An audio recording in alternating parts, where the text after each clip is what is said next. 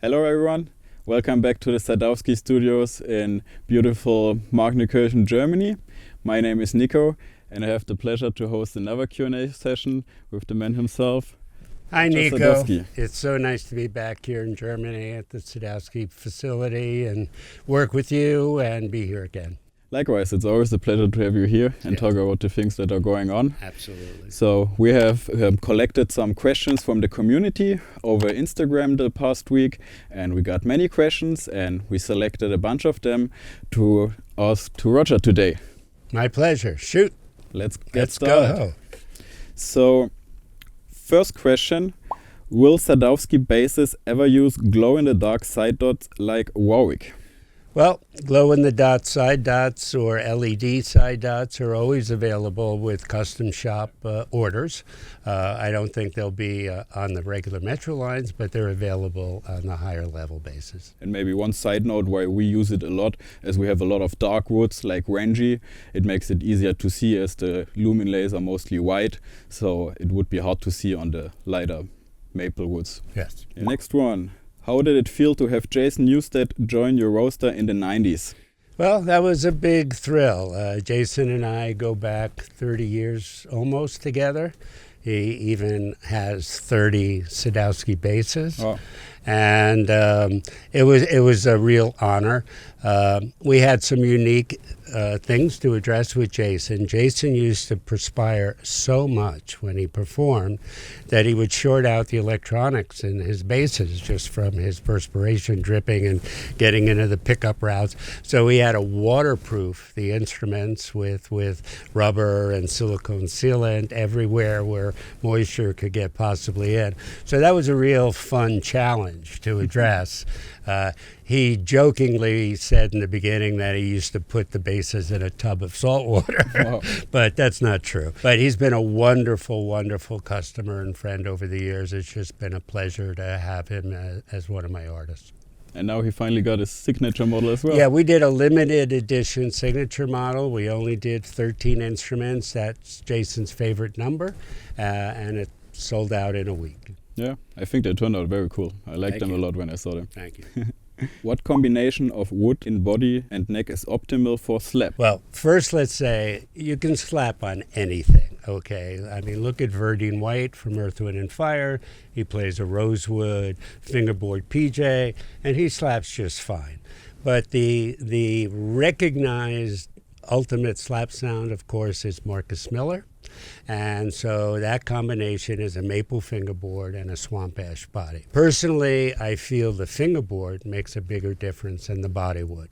I can hear the difference between a maple and rosewood fingerboard easier than I can hear the difference between an alder or ash body. So I think the main thing would be a maple fingerboard and regular J bass pickups. Interesting. I'm wondering how many of you will hear the difference of a maple and rosewood fretboard. Let us know in the comments if you do. Is there any bass that has a string spacing or an adjustable bridge? Because I need 17.5 or 18 millimeters. Okay. Now I'm assuming he's talking a 5-string here. Yeah. And so we don't have any Sadowsky bridges that are adjustable, but we do have standard an 18 millimeter bridge on the Music Man style basses that we're doing. Correct. Some are J Music Man and some are Music Man by themselves. So they have 18 millimeter bridge and a slightly narrower neck. We also have 18 millimeter standard on the MetroExpress 5-strings as well. So we have plenty of basses available with 18 millimeter spacing. And we have also bridges in the aftermarket to buy if you prefer to have a 19 or the other way around. Exactly. You can always upgrade to the other spacing. Yeah. Next question is, how long did it take you to develop your Stellar NYC preamp? Well, I started first using onboard preamps in late 79, early 80. At that time, the only one that was available to me was made by 3 guys who had a shop in San Francisco called Stars Guitars. And I think they all previously had worked at Alembic. And at that time, Alembic was the only company doing anything active with basses. So I started with their preamp. They went out of business after a couple of years. I then switched to the Bartolini TCT preamp. So that was around 82 that I switched to that. And then in 1990, I decided to have my own preamp. Alex Aguilar, who later formed Aguilar Amplification, was my friend, and he designed the Sadowsky preamp. And the design has not changed since then. It's been the same. Why is there so few signature models? Good question. I feel the more signature models you have, the less value you have. If you have 30 signature models, then they stop being special. Mm-hmm. And so for me, I only have two. I have the Will Lee and I have the Verdine White. I'm very honored to have them. There's also the fact that the bigger companies, you have the bass makers, and then you have the guys wearing suits and ties in the marketing department. It's the marketing guys who go out finding artists to do signature models. I don't have to do that at the level of our business. I don't think it makes sense. And again, I think it lowers the value of the signature models we have. Why don't more companies make 35-inch scale 5 strings?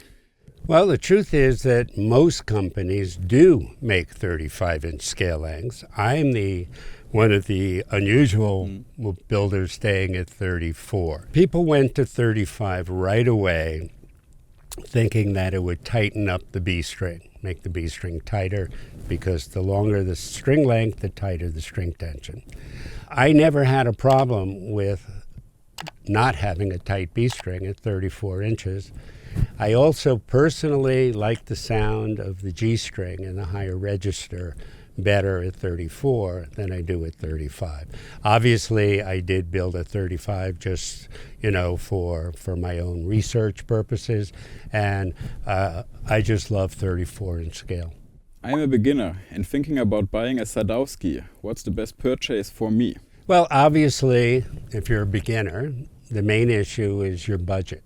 Correct. And that's why I'm so proud of the MetroExpress. I think that for the money, we have the best bass on the market with the MetroExpress. Yeah, I would totally agree. You get a lot of bass for an attractive price point. And then with just a couple of small upgrades, you almost have a bass as good as the Metro line. Yeah. So it's just a fantastic buy for the money. And I would recommend anyone looking to get started or where that's just the amount of money that works for them budget-wise, that would be the perfect purchase, the MetroExpress. I even know a couple artists who are using the MetroExpress because it's also the fastest way to get a Sadowsky. That's right. That was my original slogan when I came up with MetroExpress, the fastest way to a Sadowsky.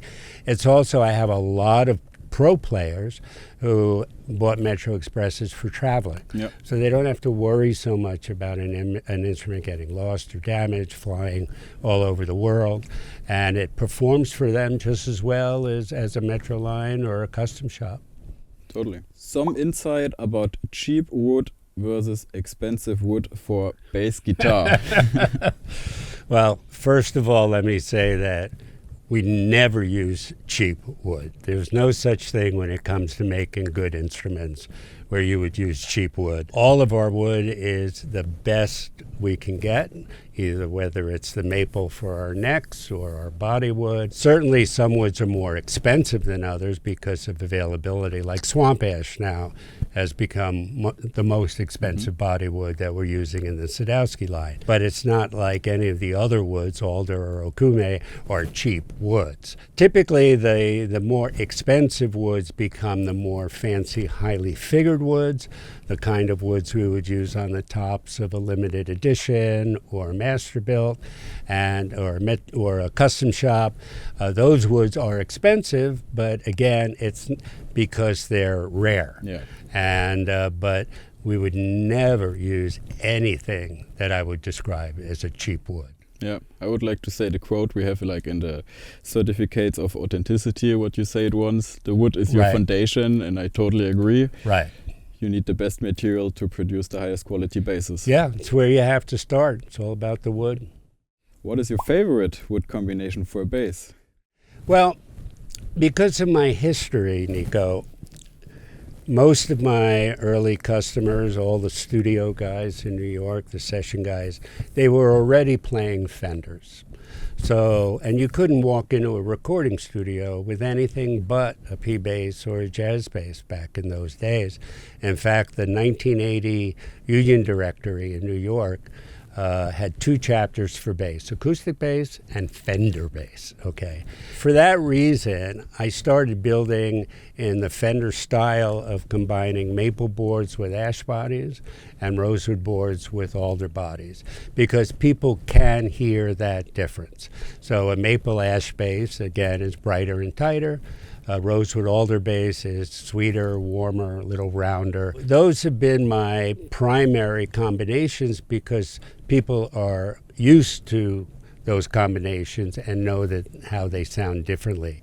Today, we use a much larger variety, but still with bodywoods, it's basically alder, ash, and okume, and now some addition of roasted ash or roasted alder. And neckwoods are always going to be maple.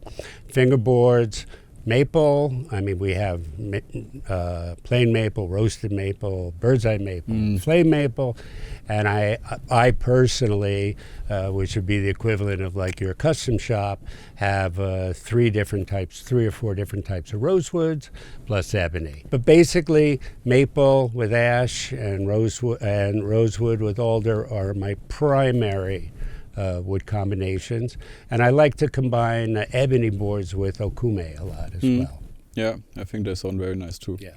I'm interested to hear what is your favorite wood combination. What model, guitar or bass of yours is your personal favorite? Well, that would like being asking which of my children do I like the best. It's an impossible question to answer. I'm proud of everything we make. Again, I'm not building instruments because I like them best. I'm building instruments to address the needs of my clients. And as long as I've achieved that, I'm very happy and satisfied. But it's not, I don't want to impose my personal preferences on a player. My job is to address what they need. Yeah, I think that's very important when it comes to building instrument. Yeah. And I really feel that a lot of what I've been able to accomplish over the last 50 years has been being in New York and having to meet the demands of top pros, not only the local players, but all the bands that would come through on tour, all the artists who would come through on tour. I've worked with so many of them over the years, and having to address their needs is what enables me to grow as a builder. Yeah. Any new concepts for new Sadowsky basses? Okay.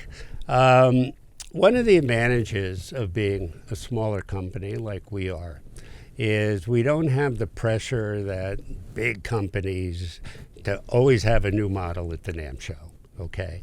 And so they start making something that is new, but it's so minimally new, it's almost like, why bother, okay? There's only so many ways to reinvent the bass. I think that with all of our current pickup configurations, we pretty much cover all the possible needs.